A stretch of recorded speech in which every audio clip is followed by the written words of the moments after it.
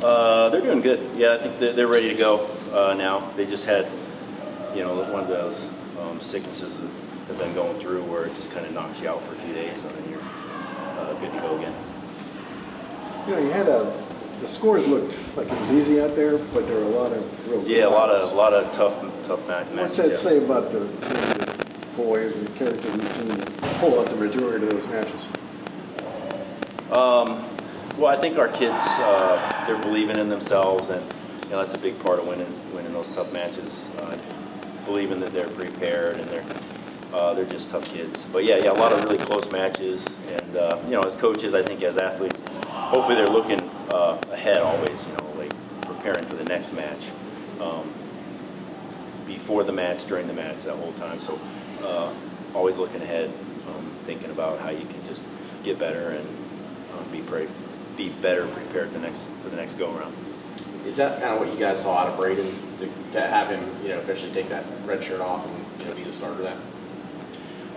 Yeah. I mean, obviously it was the last week or whatever when you kind of asked me about that. It kind of caught me off guard because it was just kind of like, well, yeah, we're pulling his red shirt. I mean, he's ready to go. It makes sense timing wise with our team and just him and where he's probably going to grow.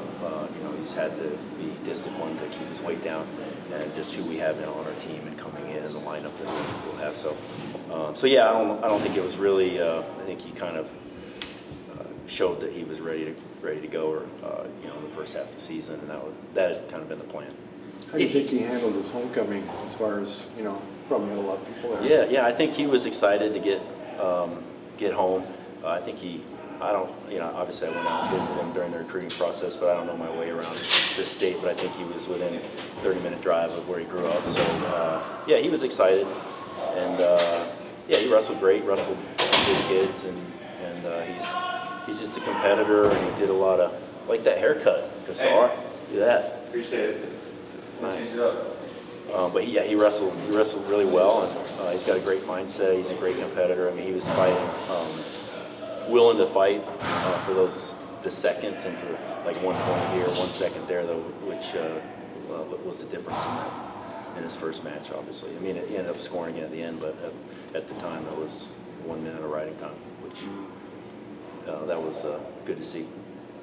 Coach, can we talk about Mitchell Messenbrink? I mean, 2 top 10 wrestlers in the same weekend, majors over both of them. How impressed are you with him? Yeah, it was a big weekend for him. We knew coming in that he had 2 of the best guys in the country, and he was very consistent. He's the same person every day, and I think that's a trait of just a great competitor. He's loose and confident, and he used a lot of different things to score points, and he had to come back in the one match, right? But he used his conditioning, he used his technique, and he's still a freshman, so he can just keep getting better. You said last week, and you kind of joked that if you guys would have known as a coaching staff that he would be this good this early, you would have camped out on his front yard.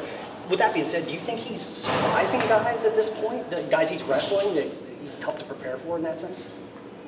I think that he's tough to prepare for a lot of reasons, just because he's going to wrestle every second.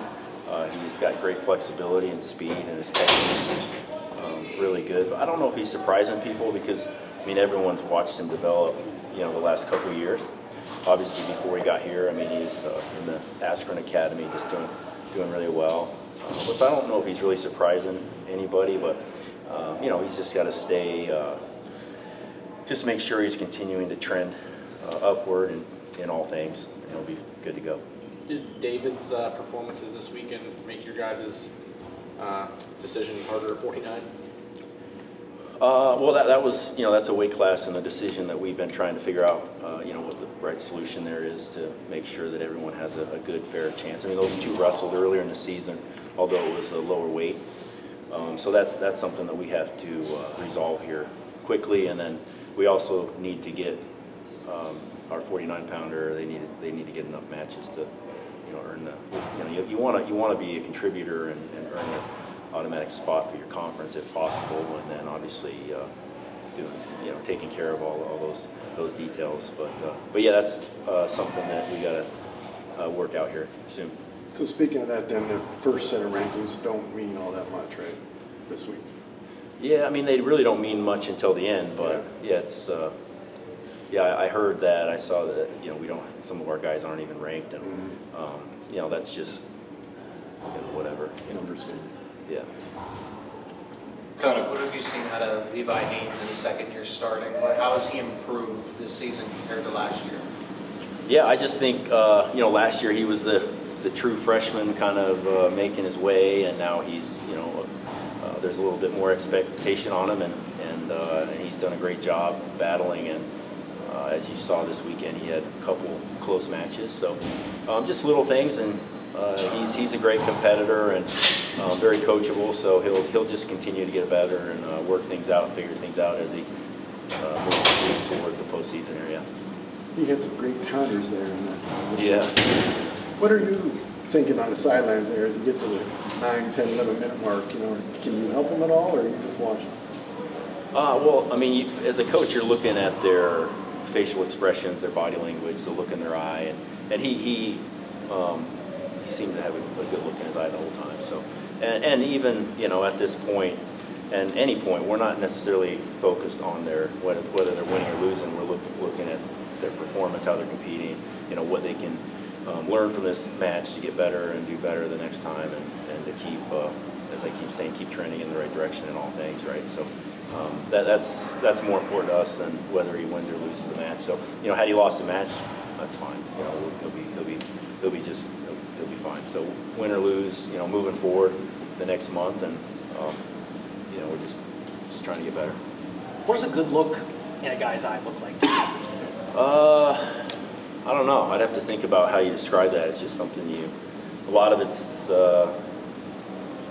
you just want them to be excited to be out there. It's enthusiasm. It's, kind of more of gratitude and over fear. Just a competitor looking for an excuse to win, not the other way around.